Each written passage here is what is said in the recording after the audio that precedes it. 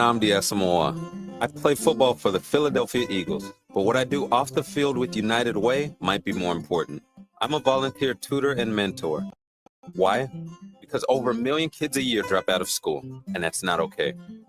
It takes 12 years to create a graduate, but it takes about the same time to create a dropout. And the difference between a child becoming one or the other could be me, or it could be you. Studies show that if we get to these kids earlier, their chances are better. And kids who read well by 3rd grade are more likely to graduate. So join me in United Way. Suit up and take the pledge. Become a volunteer reader, tutor, or mentor. Because when a child succeeds, we all succeed. Give, advocate, volunteer, live united. Take the pledge at unitedway.org. Brought to you by United Way, the Ad Council, and the National Football League. It's the Worldwide Sports Radio Network. Little roller up along first. Behind the fence. It's no Buckner. Here comes Knight in the next win. See you, Pittsburgh. Can't wait. Ah!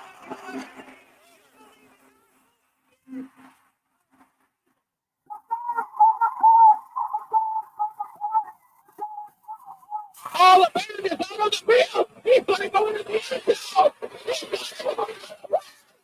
Montana looking, throwing in the end zone. Twice more.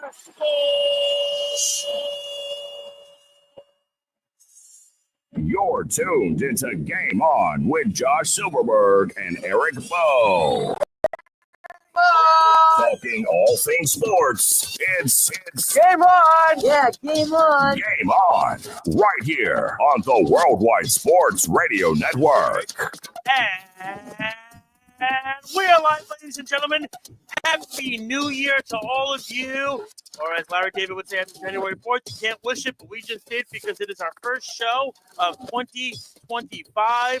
Welcome to Game On, joining you every single Thursday from 6 o'clock p.m. Eastern Standard Time on the Worldwide Sports Radio Network. You can check us out on worldwidesportsradio.com, YouTube, Instagram. Am I missing anything else? Speedy, Petey, what else am I missing?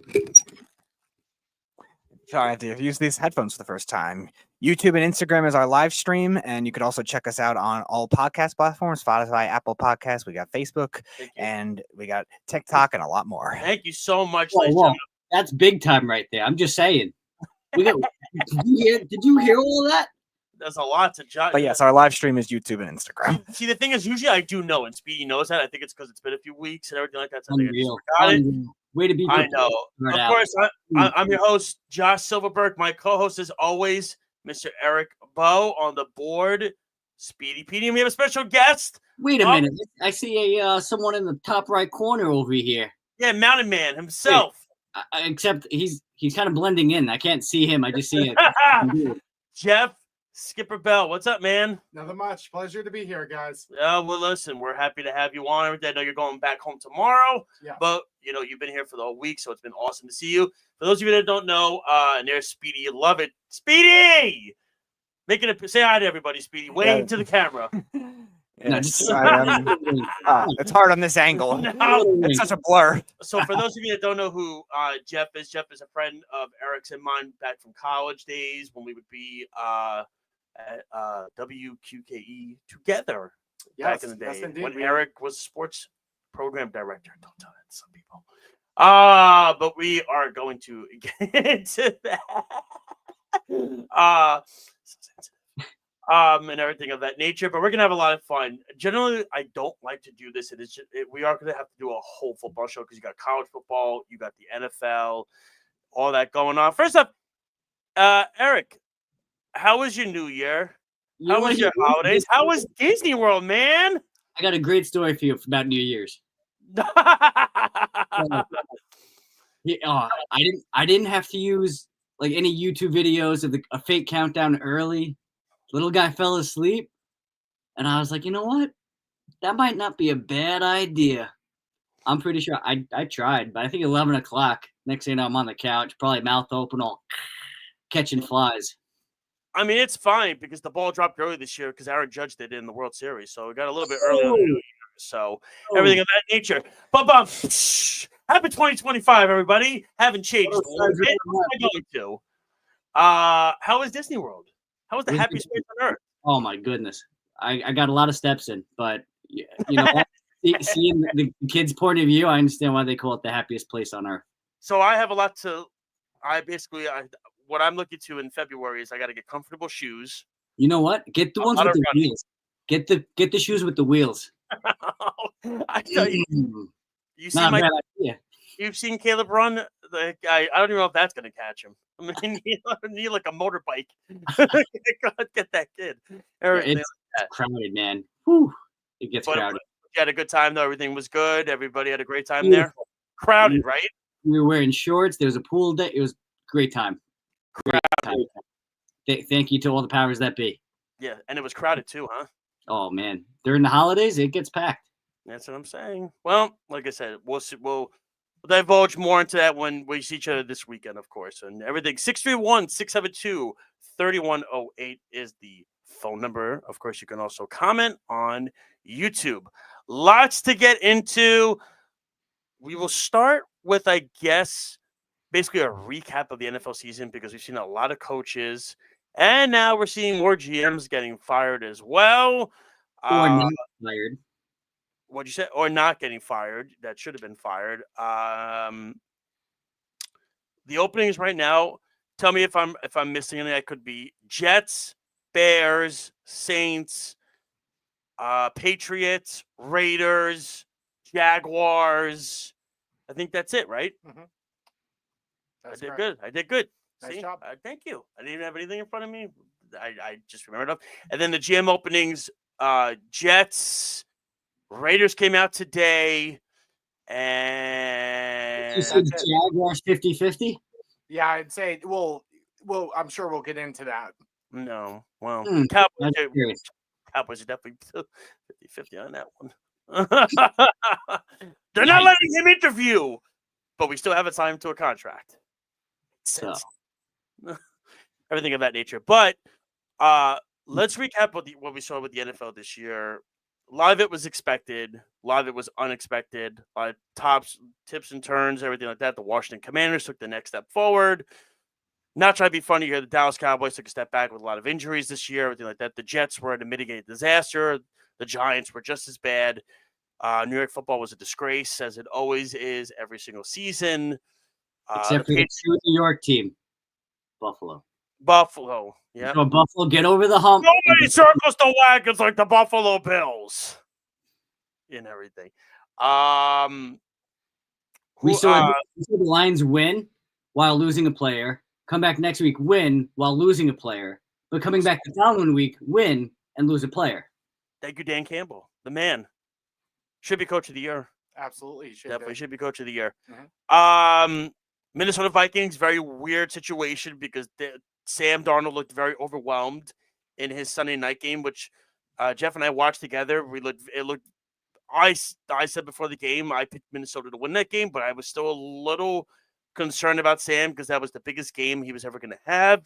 And Sam track record, when he misses, where does he miss? He misses high. All the time. And he sees ghosts. But exactly what it was. When we were watching the game, what did I tell you? I said the Minnesota Vikings, their offensive line have not been tested all season. That was their first true test. Even the Lions' defensive inefficiencies because of injuries, they still were able to scheme up something to confuse Sam Darnold, and he was confused. And early on, both teams were trying to establish the run. Which team was able to establish run? The one that won, the Detroit Lions. And Speedy. Phenomenal. Speedy, really quick, when you guys did the show at Miller's Ale House and I made the guest appearance, everybody was on the Chicago Bears. They were hyped up on them. And who did I say was going to hold the Chicago Bears back? Matt Eberflus. Thank you very much. I said you're all on, and also who do I not like from the Chicago Bears? Caleb Williams. Matt Nagy. Thank you so much. Well, we know that. Zing. Got him there, Eric. They get him. I'm out. I'm so done. Folded. I'm gonna tell you. I don't even want to. I'm not even gonna say what I said in the car. If they said I'm Matt Nagy, what's Matt Nagy's Madden rating though? That's ask the is. kid. Ask this Off the kid. top, bro. What is kid? anything like that. But again, I wanted to get into the coaching openings that we have right now. And again, I listed all of them. You're hearing, obviously, my thought process is this as a Jet fan. I've been down this road before. Mike Vrabel was obviously the guy I wanted, but I think he was obviously using the Jets as leverage. That's why all of a sudden Gerard Mayo got fired 2 days later. But then it comes out that Mike Vrabel said he would want Josh McDaniels as his offensive coordinator. And that's when I said, okay, I'm out. I'm out on that one. Another year of Rodgers in that system. No, I mean, I think the pursuit is going to be. I think I'm fine with Tyrod being the bridge guy. I'm fine with that. I'm okay with that. I think if Taylor played this year, I think if Taylor was on the team last year, they would have made the playoffs. You guys should, if Quinn Ewers is available, you guys should take him. No, actually, leave the other Texas coach for the other New York team next year. Okay. No, you know who I want? Speedy, this was surprise. Actually, Jackson Dart. I would like Jackson Dart and let him sit for a year out of Ole Miss. Let him sit for a year. Have Tyrod Taylor be the quarterback. Go that route. Let a quarterback sit for a year. I know Woody's immune to it because he wants guys to start right away, but it works. Take your time. You still have also Jordan Travis. I want to see more about Travis and see what he is. Let's call it like it is. He helped carry Florida State for the entire season. They were possibly going to win the national championship in the playoff before he tore his Achilles and everything of that nature. You know what, Josh? This popped in my head because I remember we were talking about the draft, obviously this past one, and you were very high on, and you really wanted the Jets to get a tight end of the name Brock Bowers. I did. Brock Bowers on the Jets this year. You think he's as good as he was for Vegas? Or do you think the Jets still have the same issues? I think they still have the same issues, but you know what? I'm totally fine with getting Fashanu because the thing about Olu is he played all over the line. The biggest thing was he was fantastic as the left tackle. Thankfully, the injury that he got was it was a very minor injury, and they just decided to hold him out for the rest of the season. There was no point, there was no purpose to play him anymore because the season was done. It's over. Thankfully, he will be healthy, and the beauty for the Jets is this is a very rare feat. 4 of their 5 offensive linemen are assigned for next year already, and there are 4 good ones. You have Fashanu, you had John Sampson, who had a very good year when they got him from Baltimore. Joe Tippmann was fantastic at center for them, and I think what they'll do is they'll give Vera Tucker because they still have the draft rights to him, so they'll give him the extra year. And they'll tack on the option. They're not going to give him a long-term deal yet because he's always injured. That's the issue with Vera Tucker. But when he does play, he's very good. They need a right tackle. I don't want to see Carter Warren or Max Mitchell anymore. I'm done with that. I'm tired of that. That's something that the next GM has to figure out is the depth for that team. You're missing a piece.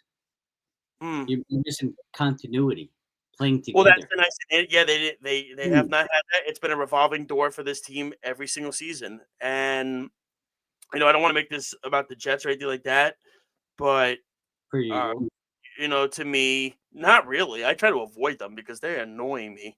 To me, I believe the coaching candidates that I said I would want for them. Obviously, I'd want Aaron Glenn. I would like Brian Flores if he brought McCown in as OC. That would excite me a little bit because I do think Flores learned from his time in Miami. And let's go like this. Flores wanted Justin Herbert and Chris Greer wanted Tua. And they took Tua over Herbert, and we see what the results are, and they're not great.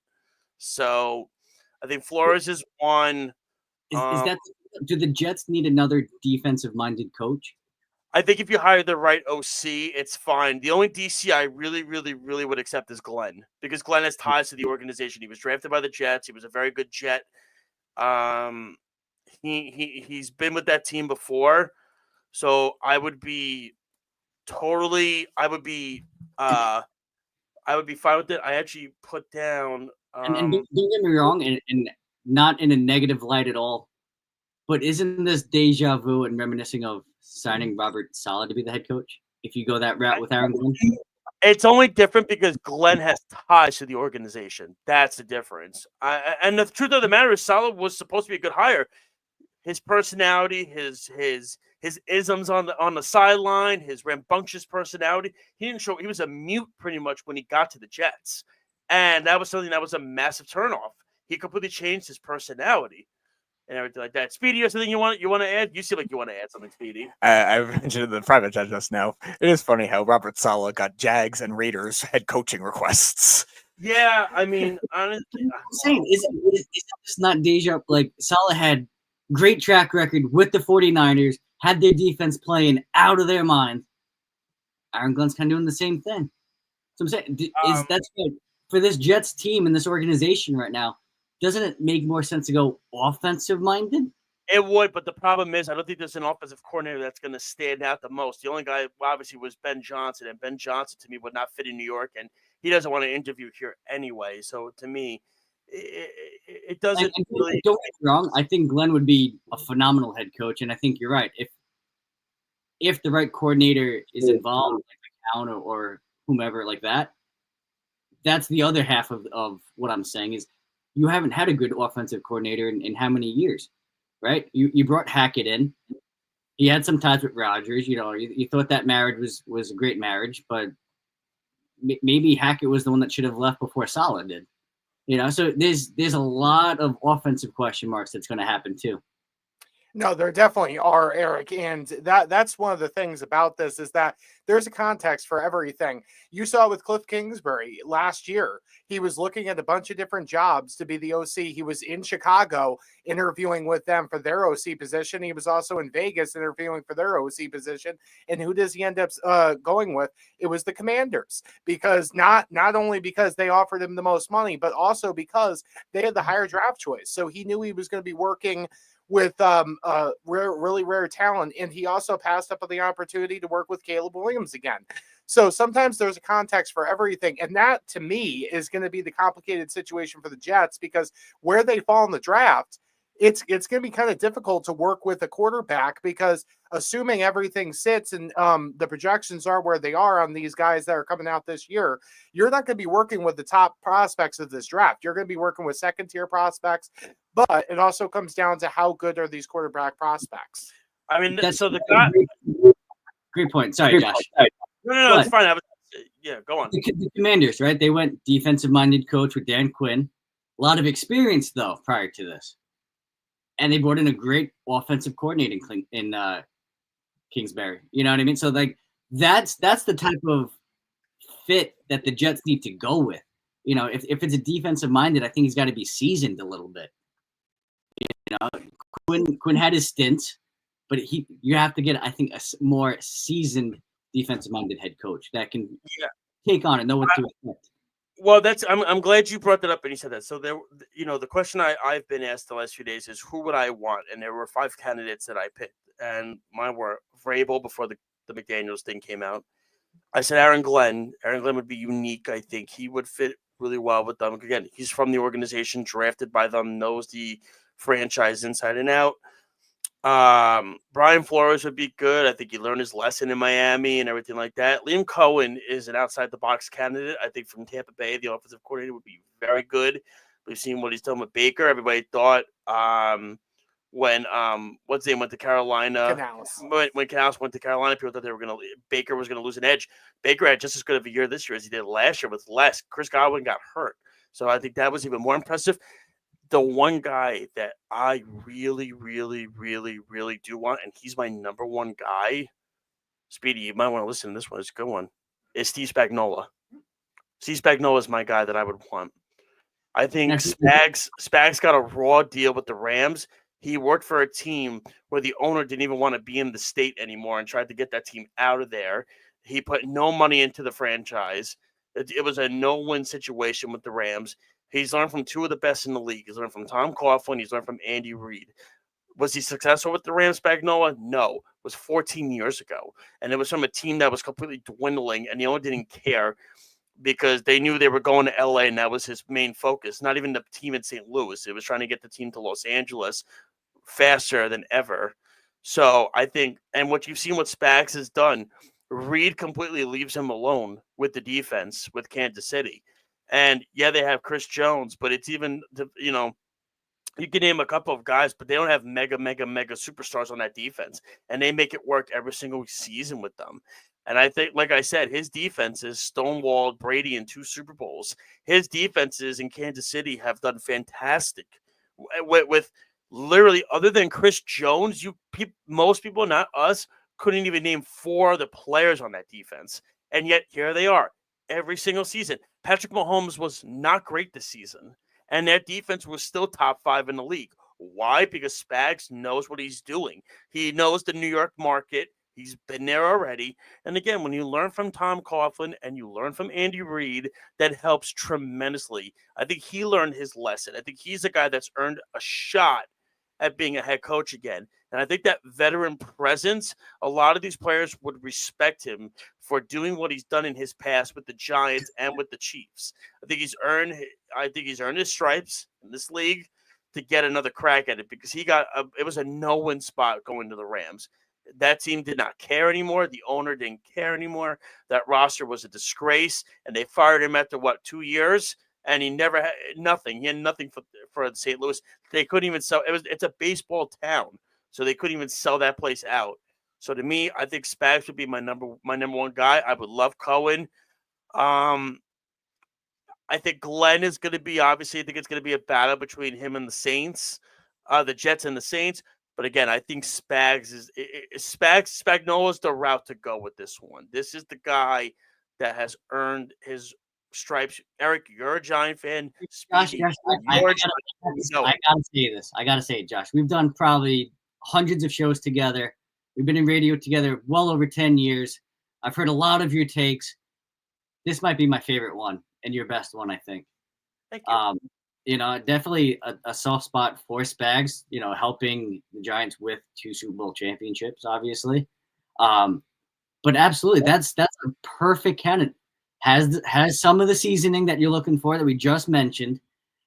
Can do a lot with a little. And you know what? This Jets, he's not going to shy away from the big spotlight of New York, right? The biggest factor will be, is Kansas City going to let him go and interview? He did already. He interviewed the Jets. He did. He did already. Yeah. I mean, Andy Reid, the one thing about Andy, he's very selfless. He will let 1,000%. Coaches, especially Spags. He has enough respect for Spags where he knows you deserve. He did everything in his power to get Eric Bieniemy a job in this league. He did everything he could to get me a job. Say it's Spags. Who do you think is his ideal offensive coordinator? That would be interesting. I'm very curious. Does anybody remember who his OC was with the Rams? Who was? No, I don't. I'm know. asking in general because No, I don't even remember who his OC was. Kevin Gilbride was not him. That was Giants. What do you mean? He's going to hire Matt Patricia? Oh gosh, no, he'll hire Mike Kavanaugh. Retirement. No. Honestly, I mean, Speedy might remember. Speedy, do you remember who his OC was with the Rams? It was so bad, I don't even remember. If Speedy doesn't remember it, that means it's forgotten. Sam Bradford was so fragile, and that the rest of their offense was practically nothing. Yeah. Except for Steven Jackson, pretty much. I'm going to point it to you like this. If Adam Gase got another shot at coaching in this league, Steve Spagnuolo deserved another shot at coaching in this league. Simple as that. Who do I think? I mean, I don't know. Maybe Doug Peterson. It could be a connection with Philly, with the Andy Reid, maybe. Could be that. I wouldn't mind that with Peterson. Everything. I'm very weary of hiring a brand new, fresh-faced coach that hasn't done this yet. Trust me, Glenn is the only one I would accept. Do you bring in Antonio Pierce to be the defense coordinator? You could. No one. I wouldn't mind that. Let me tell you something. Say what you will. The players love Pierce. They do. They love Pierce, especially Max Crosby. Max Crosby went to bat for Pierce every time, and that's one of the best pass rushers in the league. So when that is said and done, I really do think, like I said, I think Spags would be the perfect candidate. I think Woody is too stupid to realize that it's right in front of his face.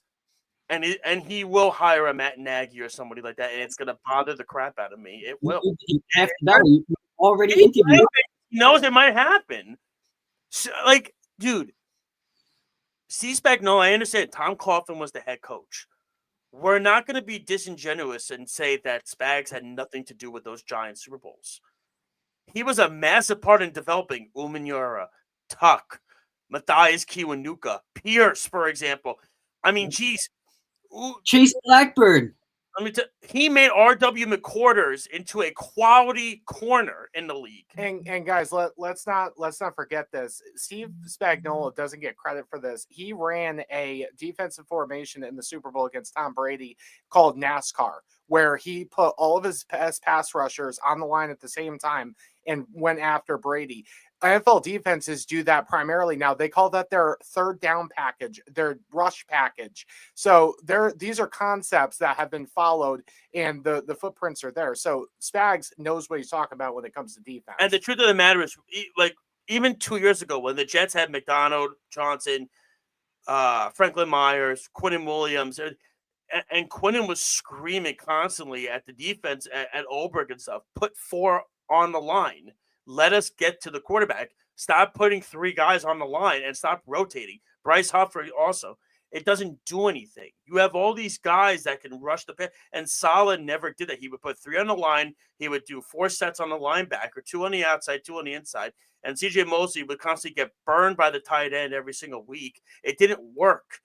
And that's why I also think guys like, it's going to help guys like Sauce Gardner, and it's going to help that situation that I think.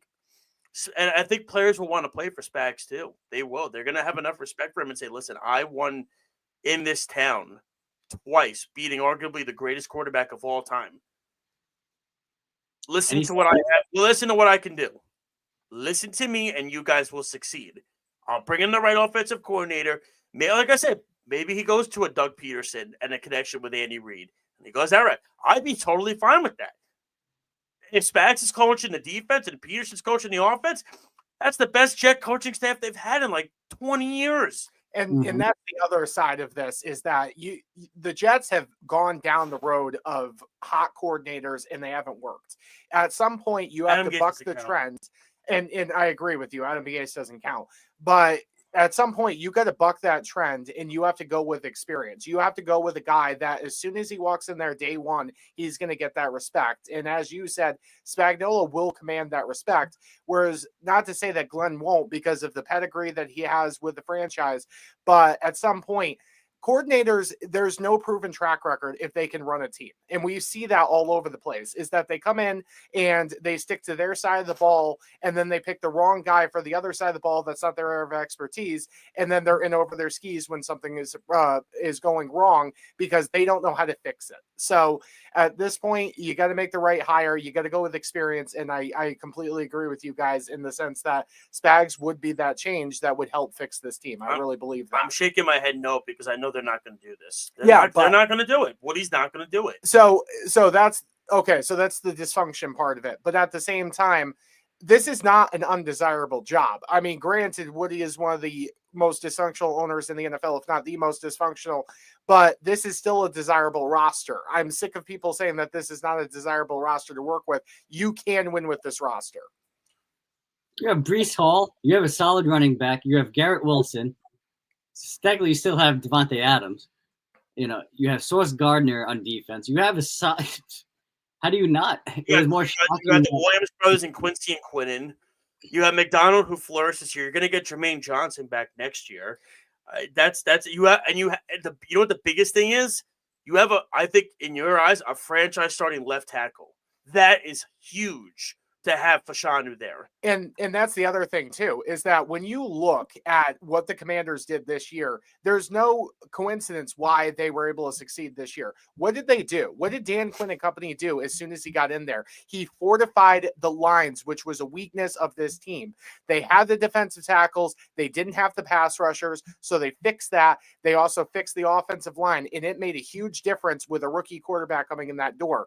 With the Jets, you have an offensive line that you can put a quarterback behind, and they also have the defensive line, and it starts with that. It's called building from the trenches. It's an underrated roster building concept that is not used, and so many teams fail at that. Look at the Chicago Bears. Look at the New England Patriots. Speedy, any thoughts on Spags and the Jets? You like that move? Yeah, I don't hate it. I think Did I convince you? Well, yeah. I also you compared it to like these guys getting head coaching jobs after forever. Like Raheem Morris just got a head coaching job. He was farther removed than Spags was when he got fired from Tampa. I think it was 2 years before that. So yeah, and he's a lot more accomplished as a defensive coordinator.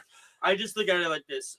We'll get to I know Eric wants to get to the Giants and everything like that, and Jeff with the Cowboys. I want to get into some picks. There's other teams besides New York teams, Joshua. That's what I'm saying. What are we thinking?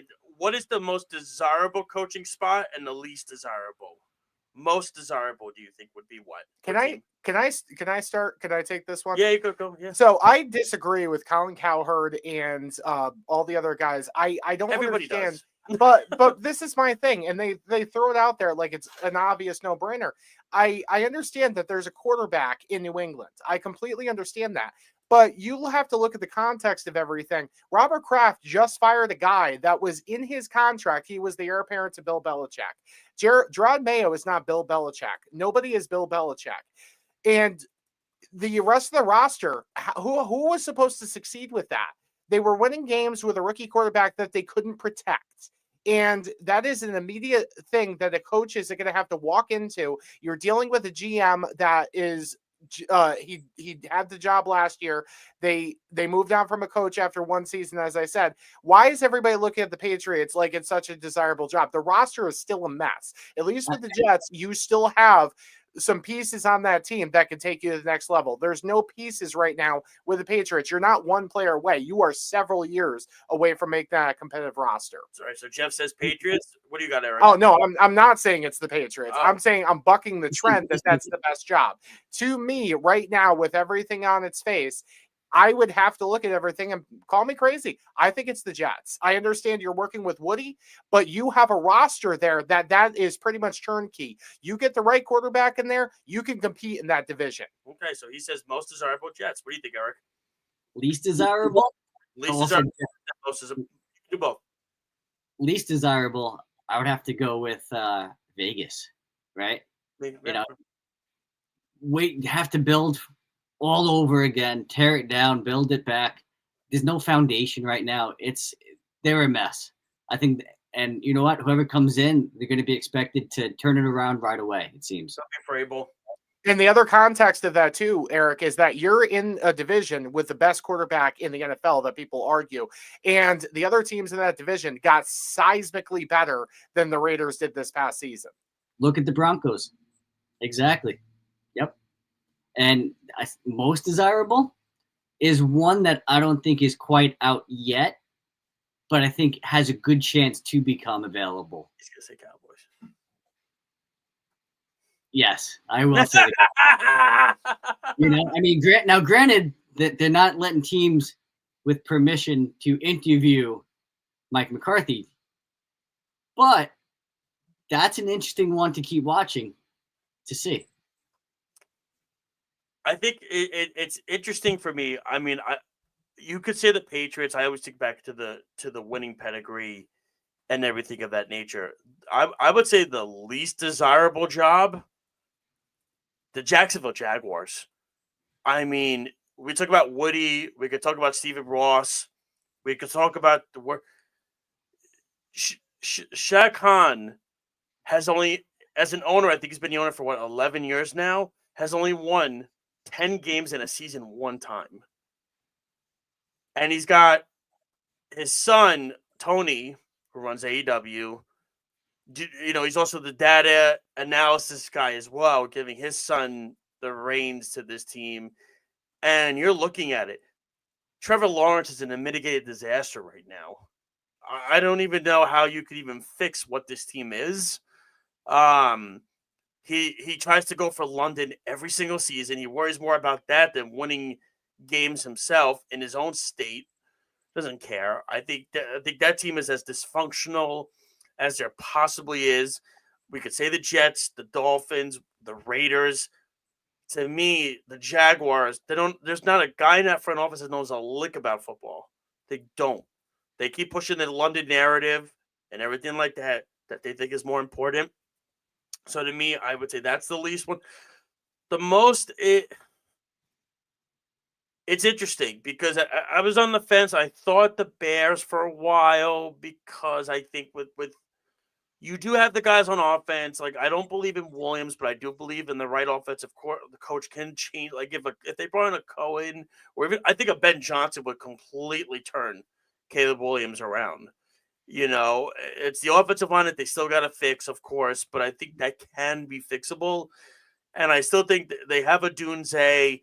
They got DJ Moore. So they have weapons that they could fix around that. The defense, I know, listen, they have traded Roquan Smith to the Ravens? No. And replace him with Tremaine Edmonds? No. I don't think that was the right move, of course. We all know that. Duh. But in the sense of that is I do think that is a fixable thing. Again, if you win in Chicago, you're a god. That's the reality. It's a franchise that their greatest quarterback they've ever had in the franchise is Jim McMahon. And Jim McMahon, look at the numbers, was mediocre. I mean, if we're going to go on who's the next best guy, probably, honestly, by default, could probably be Jay Cutler. Probably is, and that's not saying much. You want to say Rex Grossman because he got to a Super Bowl? Congratulations, so did Trent Dilfer. Yippee. That doesn't mean anything. I would think Chicago, and again, not being biased or anything like that, I do think the Jets, with their pieces that they do have, I think the problem is the AFC is very tough. But if you have the right guy in place, you change the culture. I know we always talk about culture this, culture that, blah, blah, blah, blah, blah. You want to change the culture? Win football games. That's how you change the culture. Enough of we're here to be more mature. We're here to listen and practice, to watch. No, you want to change the culture? Go win some football games. It's that simple. Stop worrying about the narrative about yourself. All right. Woody says he wants to step back and let the GM and the head coach take over this team that they hire. Give you a prime example. Go do what James Dolan did with the Knicks. All right. Leon Rose, who was best friends with James Dolan, said, I'll do this job, but you cannot get involved. And Dolan said, fine. And you haven't heard a peep out of James Dolan since Leon Rose took over. And look at where the Knicks are now. See, that's where you have the point where maybe Jacksonville could be the least desirable, only because here he is interviewing with his GM and talking, and I forget where it was, so I apologize for that. But basically, in a nutshell, saying we'll keep him, but if we find something better, exactly. So number one, just throwing your guy under the bus right then and there like that trickles down to your team. No, I mean it was just so it was I agree with you. I'm glad you brought that up, Eric, because it was so awkward. Trent Baalke's sitting right next to him when Khan said this, and I'm like, if I'm Baalke, I'm like, excuse me. So what do you want me to stay for?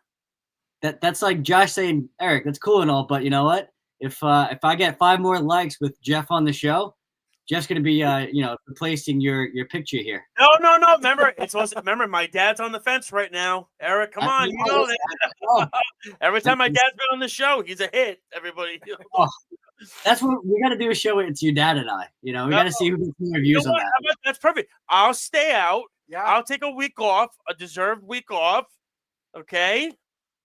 And you and my father could do it. Speedy would love Eric that. Bowe Sr. and Eric Bowe. Yeah, my dad writes Eric Bowe Sr. when he does the show. We'll call it the co-host off. We'll see which one's better. I would love be to like see a that. heavyweight. I would just sit and watch it. I'd be like, this is great. This is amazing. But can I jump back in here real quick? So I gave my most desirable, and you guys gave your least desirable. I'm going to jump back in here and give my least desirable. I'm surprised nobody brought this up. I'm going to say the New Orleans Saints. That is a city, as you said, Josh. You gain respect by winning football games. That is a city that has not won football games in a long time. And that is a situation that you have to step in. There's a GM above you. There's dysfunction with ownership because they don't know what the direction of the franchise is. And that is constantly a team that you have to do salary cap gymnastics every single season, because one of the failures that Sean Payton had during his tenure was He was the football mind. He looked at the GM and Loomis and said, I can't lose this guy. So Mickey would pay him at market value. And it put them behind the 8 ball every season. So you have a roster right now that is in so many different directions. Kamara's on the wrong side of 30. He's probably the only playmaker on the team. I no disrespect to Chris Olave, but Chris Olave, unfortunately, can't stay healthy with the concussion issues. Derek Carr just recently said he's not going to take a pay cut. So what does that tell you?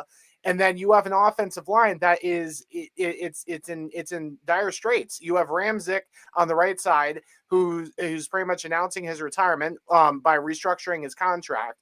The rest of the line is not getting any younger. And then you look at the other side of the ball, and there's so many question marks on that side. So you are going into a position where you're gonna get a lot of respect in that city if you win football games, but it's going to be a tough hill to climb if you're accepting that job. It's not for the faint of heart. The only rebuttal I'll have to that, Jeff, is I feel like there's more pieces intact there on their roster. You know, you kind of mentioned a few, such as, you know, Kamara and Olave or whatnot, but if you're a GM and you have choice, and right in front of you, you have the same contract offer from Vegas and from New Orleans, which side are you leaning? I would take New Orleans, or excuse me, back that up. I'm taking the Raiders because you have Brady behind that, and you have at least some people that know what they're doing. And you have some pieces. Do they? Mark Davis knows what he's doing. When did that happen? I said they had some. Did I name his name? I didn't say. You don't have to. It's just he's the guy. So there's mushroom hair. There's at least some pieces on that team that I would take in terms of overall playmaking ability. Whereas with the Saints, you don't know what you're going to get because again, you have an aging running back. No disrespect to Alvin Kamara, but he can't stay healthy. And Olave, who I mentioned, he's had concussion issues. I believe he had 3 concussions in the last 2 years. That's not cool. And then you added Bowers. I would take Bowers over any playmaker that the Saints have. Just him. All right, so then I'll follow up the same question then with the Jaguars or New Orleans. So I would actually, in this situation, I would surprise some people. I would take the Jaguars because I understand, Josh, you're better than that.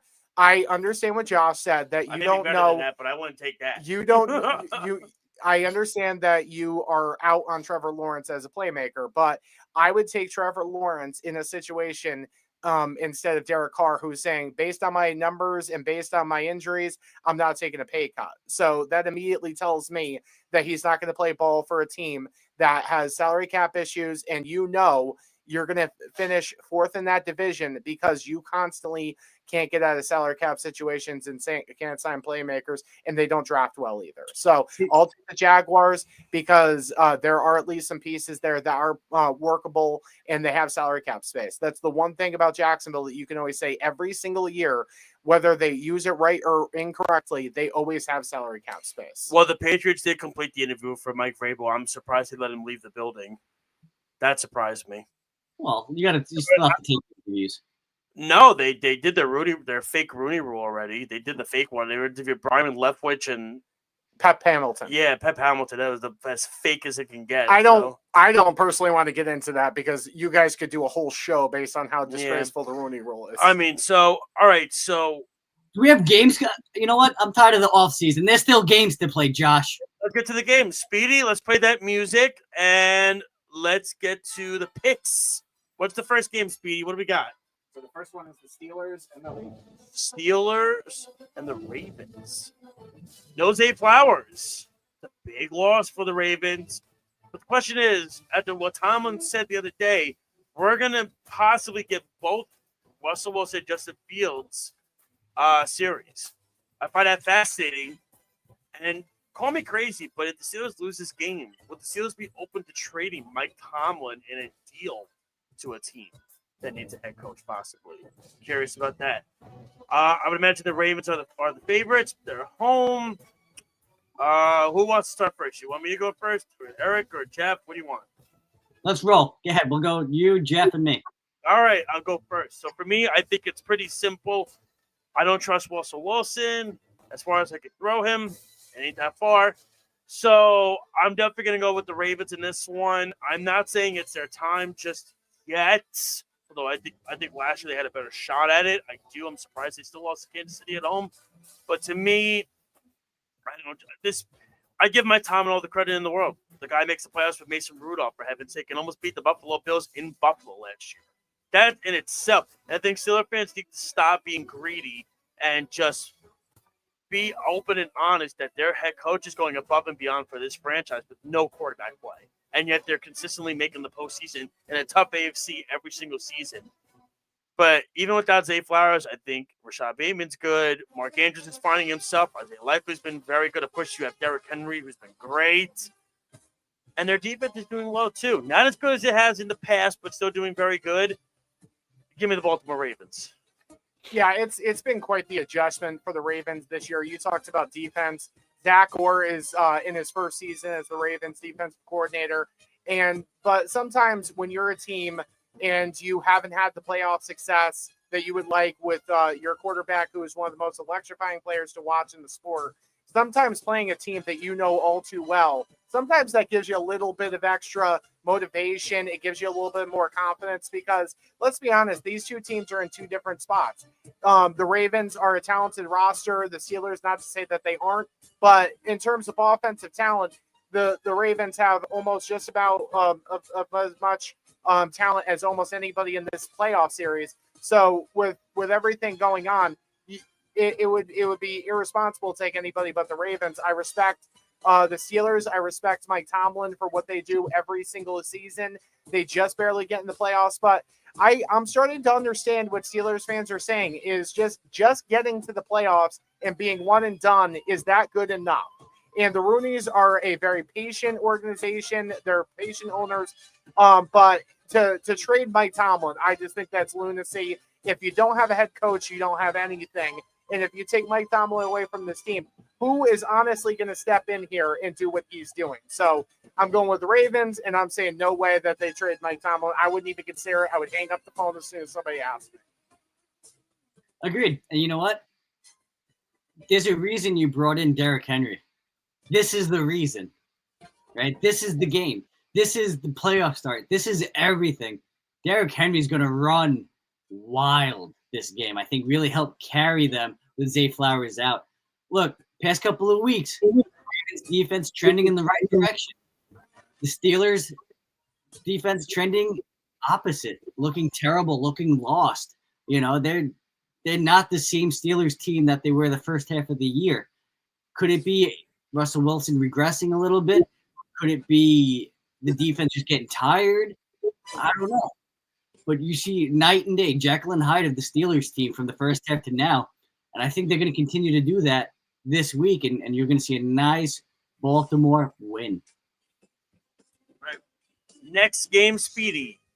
Texans or Chargers at the Texans. Chargers at the Texans. The annual first game of the postseason bowl for the Houston Texans as the trend continues as always.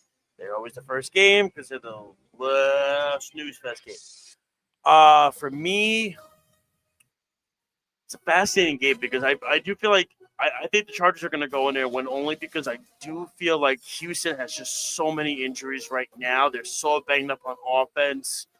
Stroud has regressed a little bit this year, not entirely his fault. I thought Bobby Slowick should have taken a job last year when he had the opportunity. But listen, what are you going to do? He's still getting interviewed this year for jobs. But I think the Chargers, Harbaugh in the playoffs, we've seen him in the past in San Francisco. That's when he coaches things up. He did it in Michigan, winning a national championship. I'll take the Chargers going on the road in this one. And who's favored in the game, Speedy? Is it the Texans? Or, well, hold on that. I'll take the Chargers -3. Chargers are -3. Okay. So the Chargers are favored in this game. I'll take the Chargers in this one. It's a big number 2. Yeah, I have to agree. One of the things that people are overlooking about this season for the Texans was the one category that they've been absolutely miserable in. It's protecting Stroud. They have not been able to consistently protect him. Laramie Tunsil is their highest paid player, I believe, on that team, and he has not lived up to that. And he's always up there in terms of penalties and things of that nature. this is a team that they are lucky that they are in a dysfunctional division, which is the AFC South, and they're able to get into the playoffs. But once again, you're looking at a team that's better. They have a head coach that has experience in big games and Super Bowls, and that team is feeling itself.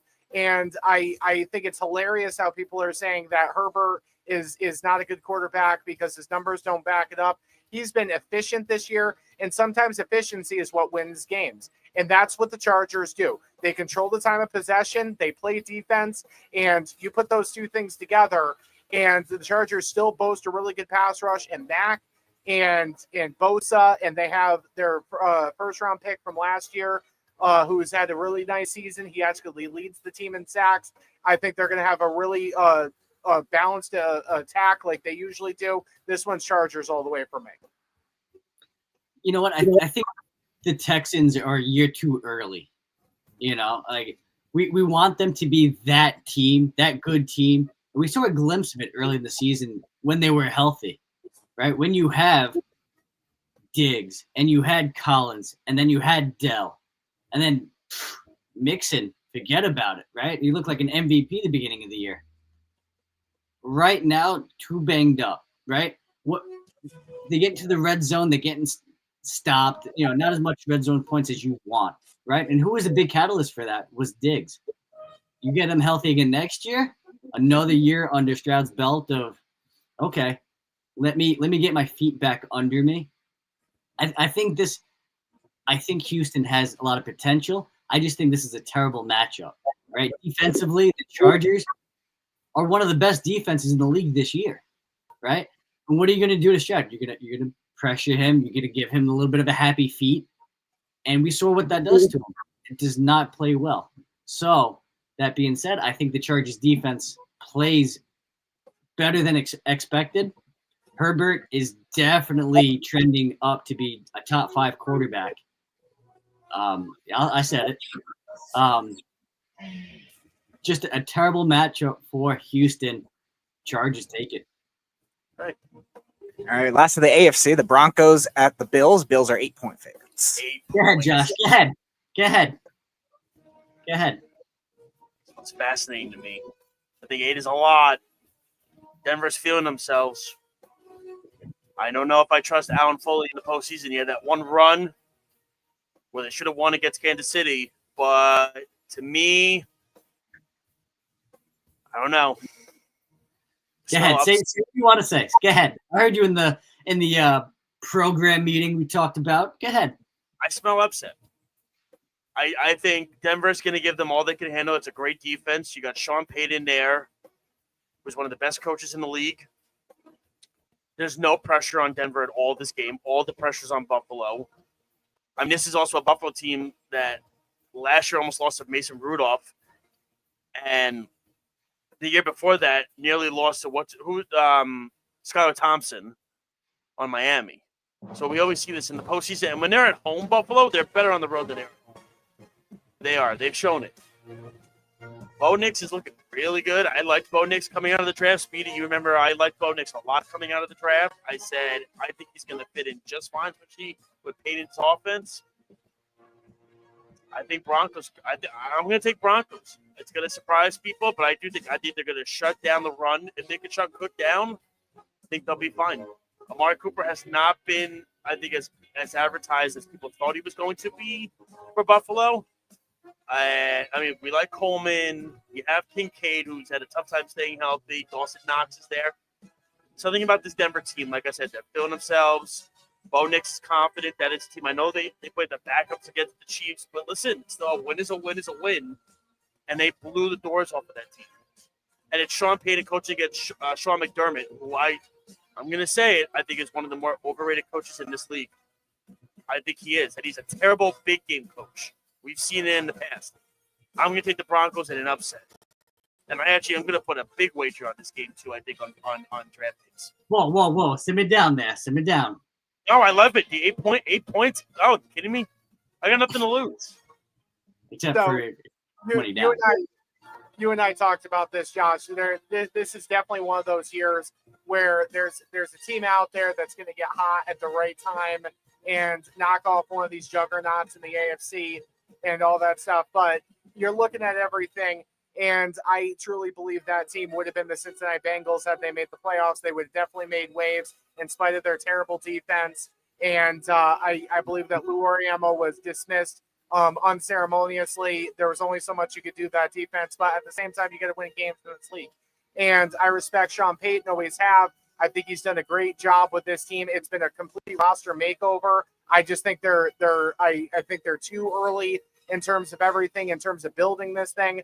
Nix is going to have to look at certain things that he's not used to seeing. I believe this is going to be an opus for Sean McDermott in terms of play calling. And I just believe that it's going to be too much. You mentioned Amari Cooper. He's not been the trade piece that they thought he was going to be, but he attracts defenses. He attracts coverage. And who's the best player on that Denver Broncos defense? It's Patrick Surtain. So if that's enough, that's going to take him away from guys like Coleman, Kincaid, Knox, and also you said the running game. This running game touts one of the highest rushing touchdown leaders in the NFL in Cook. He put up, I believe, 15 rushing touchdowns this season. He's no schlub. And I do agree with you. I think the Bills are going to start out a little bit sluggish, but ultimately I think they're going to pull away, and I do believe they're going to cover. I'm going Bills.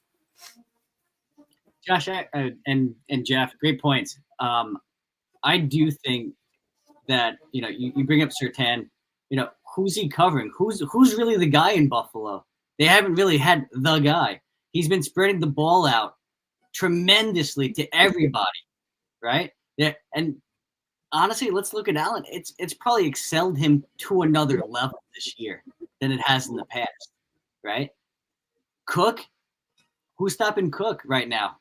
Even you bring in the backup running backs, they're eating as well right now, right? I think if you stop Sutton, who else on that Bronco team is going to hurt you? I don't know if they have enough if you take Sutton out of that game, right? The defense is phenomenal. No question about it. But I think you have a cover too. You have a little bit of a safety spy over Sutton where you can't go over the top and beat you. It's going to be very tough.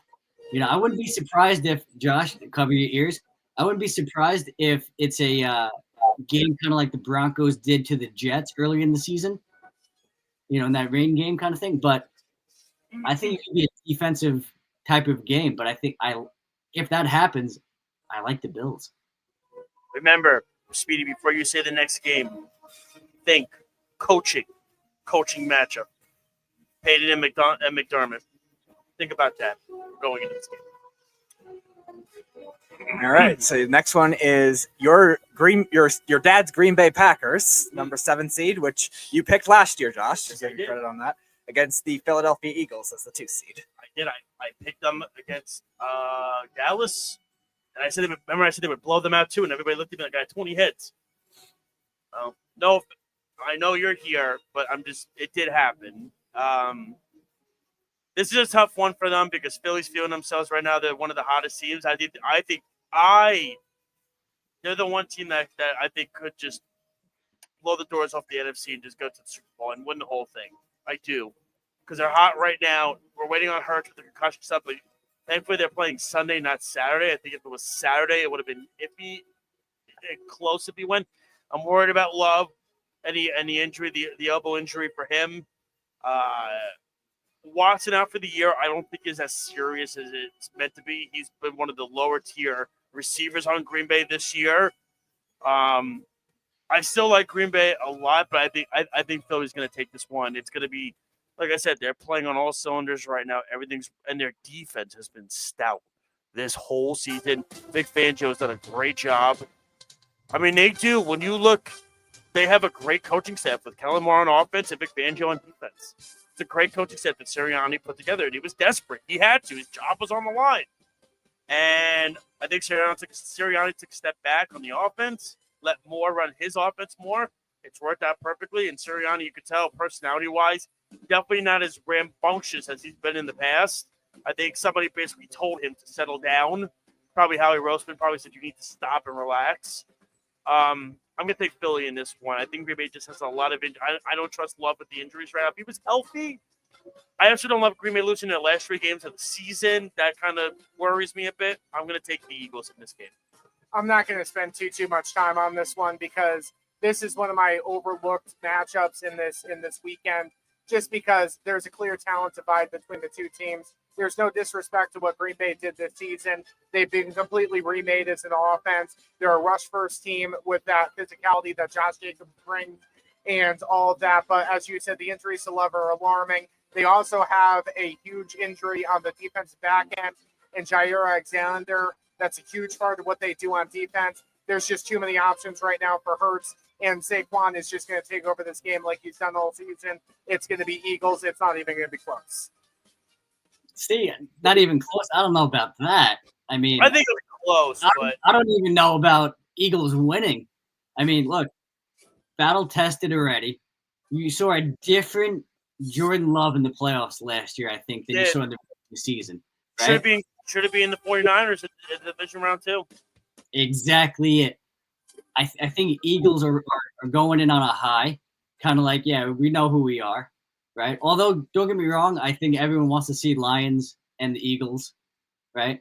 But at the same time, I don't think the Eagles get past it right now. I think their track record, their team, their coach, they are who they are. You know, they're not different than what they've been. Granted, Saquon can go nuts in this game, absolutely, right? 100%. But can Hurts continue the big game? Can he get over that hump? I think he can. I just don't think this is the game he does so, right? You know, Jordan Love, he's got that dog in him. He's ready to go. I think we'll see a lot of playmakers from the Packers wide receiver corps make some great plays. And let's not forget, Josh Jacobs in that backfield. Feed him all day. You can't just sit in the box against him, right? Like, he'll beat you that way. The play action, a lot more is going to open up. Terrible matchup for Philly. Give me Green Bay. Right. Sunday nighter is the Commanders and the Buccaneers. See, this is an interesting one. Commanders and Bucks. I like this game a lot. I think to be obviously high efficient offense. I know Tampa's defense has gotten better. Their defensive line with Vita Bailey and the little charge is good. Baker's been fantastic with a great story. Everybody thought once Brady retired, it was done. It was over for Tampa. Boom, they get Baker. But how good has Jaden Daniels been? Huh? And everybody, we saw on Hard Knocks in the offseason with the Giants. That was the quarterback that Dable wanted, was Daniels. And you're seeing it now. Terry McLaurin has been amazing this season. It's an interesting matchup per se. I'll still go with Tampa in this game. I'm not confident in Tampa winning because I still, like I said, I trust Jaden Daniels is going to have a big game, and I think it's going to be a high-scoring game. I do, but I think Tampa ekes it out. We saw Baker in the playoffs last year. They could have been in Detroit in the division round in Detroit, which would have been something else.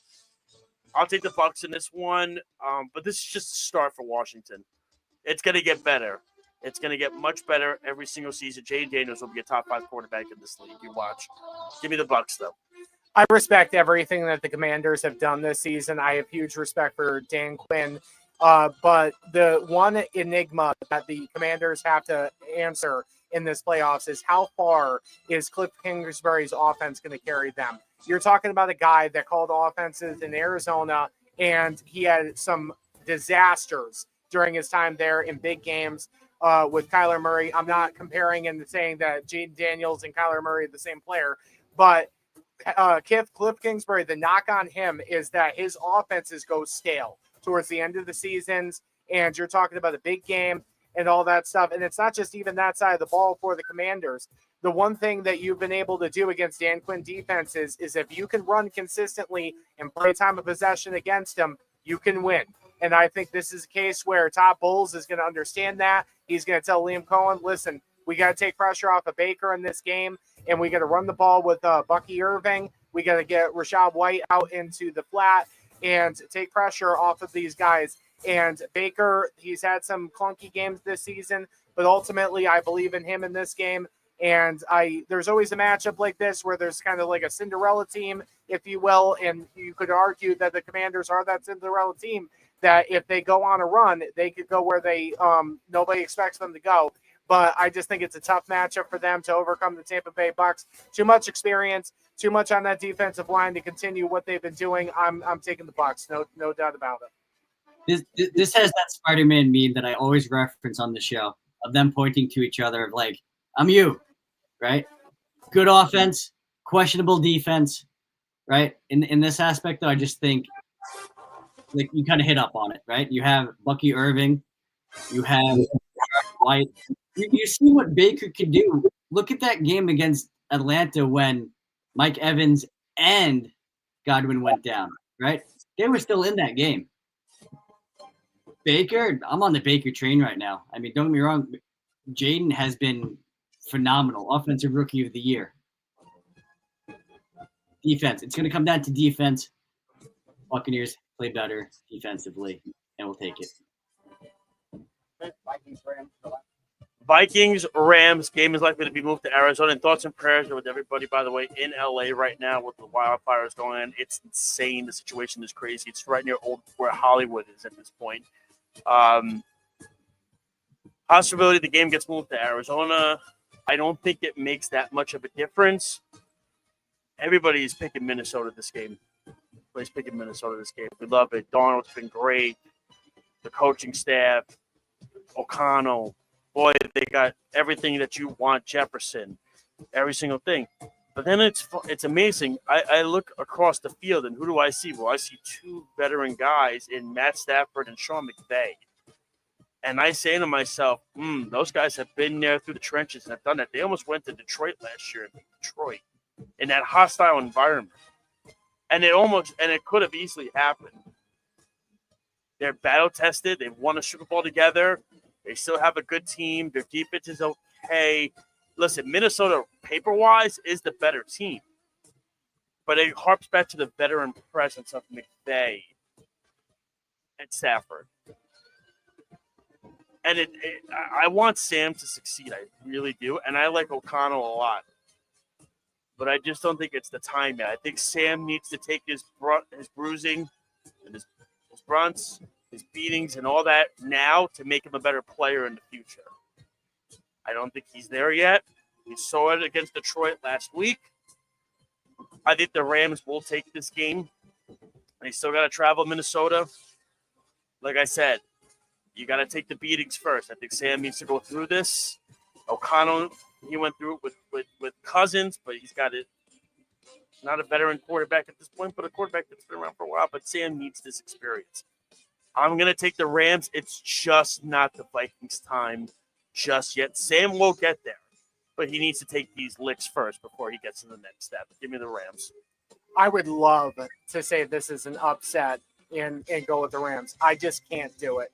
This game reminds me so much of the matchup that the Rams played against the Eagles this season. That game started out close until it wasn't. It's all going to be whether the Rams can protect Matthew Stafford, and I just don't think they can do it. This Minnesota Vikings pass rush has been underrated all season, and they've been able to get to quarterbacks repeatedly. It didn't happen as much against the Lions, but also the other thing you got to look at is on the other side of the ball, you have two coaches that are very familiar with each other. O'Connell was the OC with McVay in Los Angeles. So these two guys know each other in and out. And right now, I would love to say that the Rams are going to come out on top. But at the same time, I just don't think it's going to play well into what the Rams do. And I believe the Vikings have a little bit they have too many answers right now. And I'm going to go with Minnesota.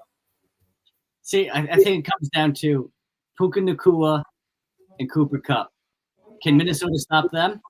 I think they have some guys too, right? The defense of the Vikings.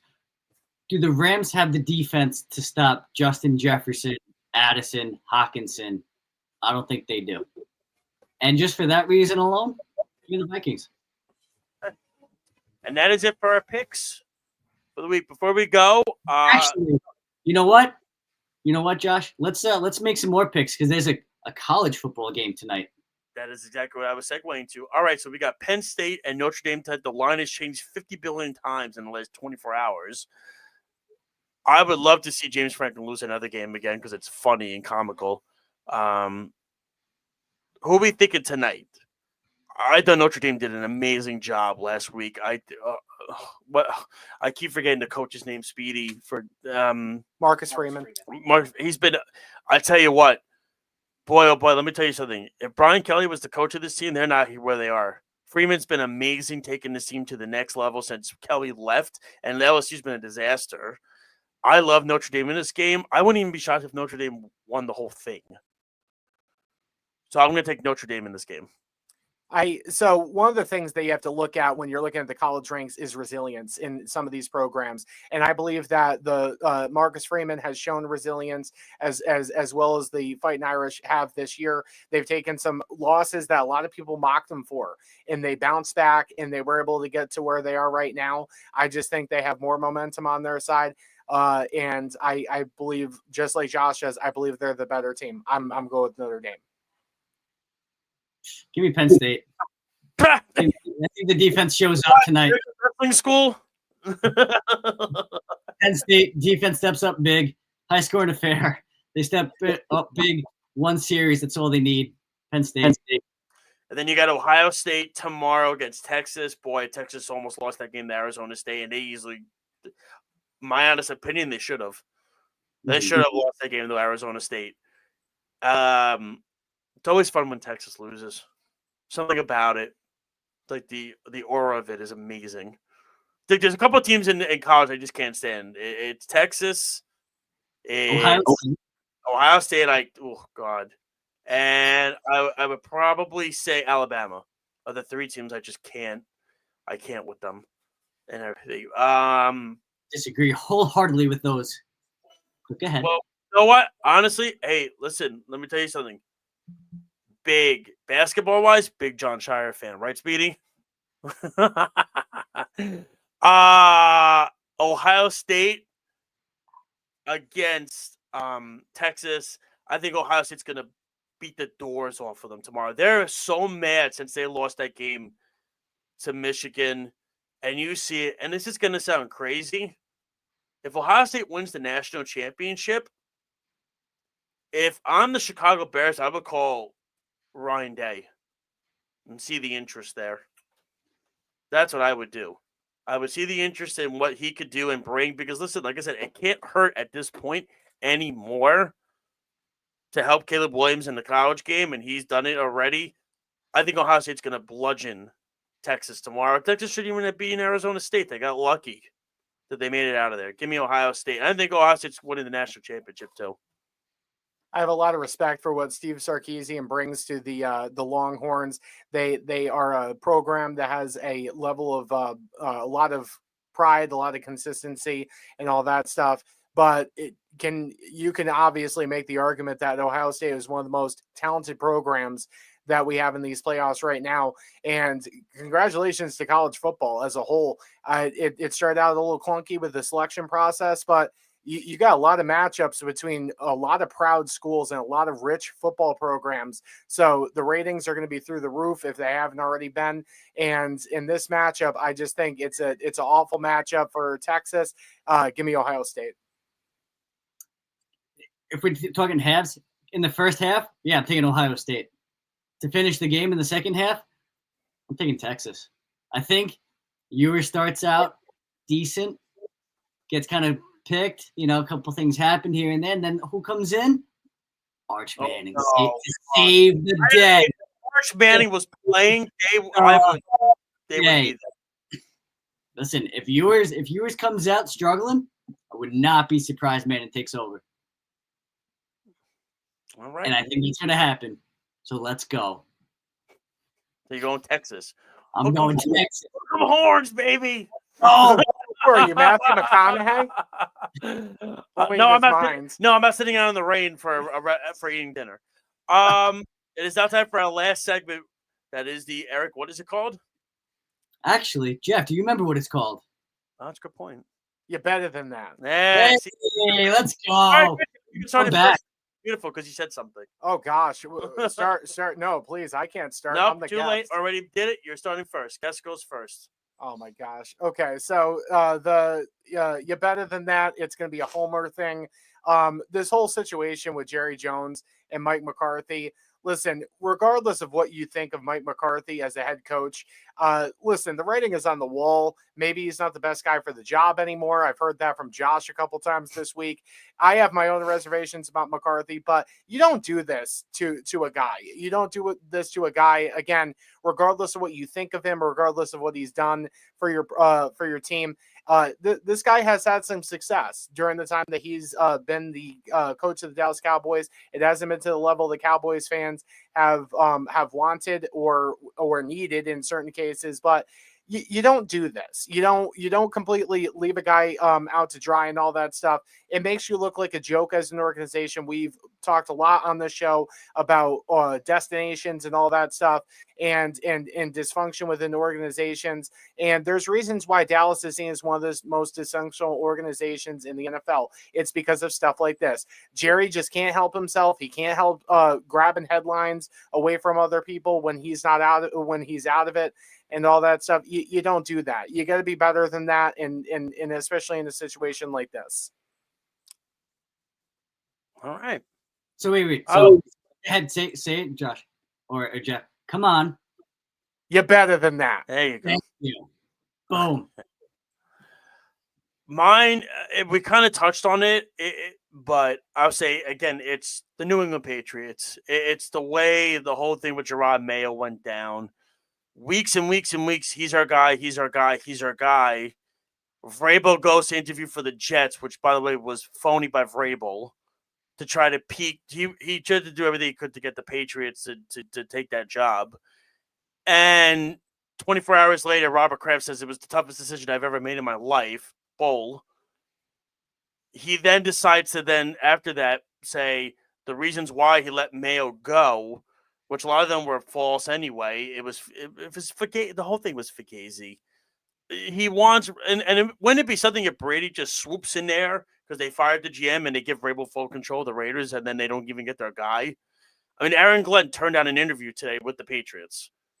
Robert Kraft, you're better than that. Maybe. I don't even know. You chose you chose Belichick over Brady. I don't know if that was. I like the emphasis on you're better than that. Yeah. Way to bring it for the first one for the new year, Josh. Jeez. Thanks, Eric. I was hoping for that kind of drop balls in the World Series. I don't know. There's another ball drop right there, Josh. Jeez. Right? I kind of touched upon it with many times as you're better than that in basketball about all these load management and this guy's injured, but NBA says no, you have to start him because our doctors say so and whatnot. So of course I want to lean that way. However, I'm going to gear it towards, and I hate to say it because I'm a Knicks fan too, but it's going to be to some of the Knicks fans and some of the narrative that's surrounding Tibbs about overusing his players, playing them way too many minutes, and all this fun stuff. Did anyone else catch Josh Hart saying, hey, that's not the case. We want to play number one. Number two, we're not practicing it hard every day like that. So come on. Let's get off that narrative a little bit for Tibbs. All right. I know Knicks still have to win something before we say, oh, this is one of the greatest Knicks teams or whatever. But we're watching a special team here. All right. We got the coach in place. We've got almost two MVP caliber guys in Brunson and Cat. We have Hart running up and down the floor doing everything possible to win a game. All right, let's get off the notion that Tibbs is playing all of his guys too much. Well, guess what? They don't have a bench, so you kind of have to. All right, so to everyone of the Tibbs is playing your guys too hard, too much, too everything, come on. You're better than that. Well, Jeff, thank you for doing this tonight. Yes, it was awesome to have you on the show for sure. Don't forget to check out other amazing, great shows that we have here on the Worldwide Sports Radio Network. Of course, the big show, Jabba in the Mouth with Jabba Chamberlain, Errol Marks, and Speedy Petey, along with the entire crew. It's a great show. You can check them out every week.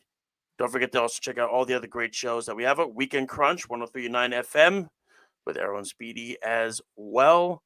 and other great shows, worldwidesportsradio.com, YouTube, Instagram, Apple Podcast, all over the place, Facebook, whatever. Check us out on all social media platforms. Jeff, it's been great. Thanks for hopping on with us. Thank Eric, you for having me. I'll see you next week, my man. It was a great show. Another fun show. Thanks for joining me. Great to see you this way. Sorry to get more of a chance, but good to see you. Thanks for hopping on. And I also want to say, let's a couple of thoughts and everything with everything going on in California with those wildfires. Our hearts are with you. 100%. It's definitely a scary situation. In fact, that's close to Hollywood now is even scarier for sure. For Jeff, Skipper, Bell, for Speedy Petey, for Eric Bowe, I'm Josh Silberg. Thank you to the fans out there. We'll talk to you next week. Have a great weekend. Enjoy the playoffs from college and the pros.